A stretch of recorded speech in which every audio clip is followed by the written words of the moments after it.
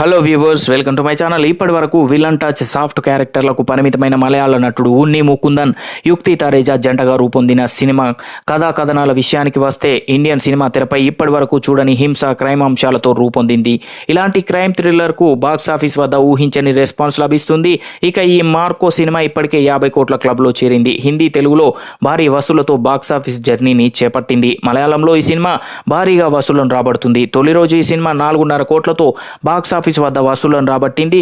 ఇక తొలి వారం ముగిసే సమయానికి ఈ చిత్రం 28 కోట్లకు పైగా షేర్ను, 40 కోట్లకు పైగా గ్రాస్ వసూళ్లను రాబట్టింది. ఇక రెండో వారంలో ఈ సినిమా 40 కోట్ల షేర్ని, 60 కోట్ల గ్రాస్ కలెక్షన్లను రాబట్టింది. మలయాళంతో పాటు హిందీలో కూడా రిలీజ్ అయిన ఈ సినిమా తొలి వారం అంతంత మాత్రంగానే కలెక్షన్లు సాధించింది. ఇక తొలి వారం కేవలం 28 లక్షలు మాత్రమే సాధించిన ఈ సినిమా రెండో వారంలో పుష్ప 2 ప్రభంజనానికి దీటుగా వసూళ్లను నమోదు చేయడం విశేషం. ఇక రెండో వారంలో ఇప్పటి వరకు 5 కోట్ల రూపాయలను హిందీ వెర్షన్ ద్వారా రాబట్టింది. ఇక రెండో వారంలో ప్రతిరోజు కలెక్షన్లు పెరుగుతుండడం ట్రేడ్ వర్గాల్లో ఉత్సాహం కనిపించింది.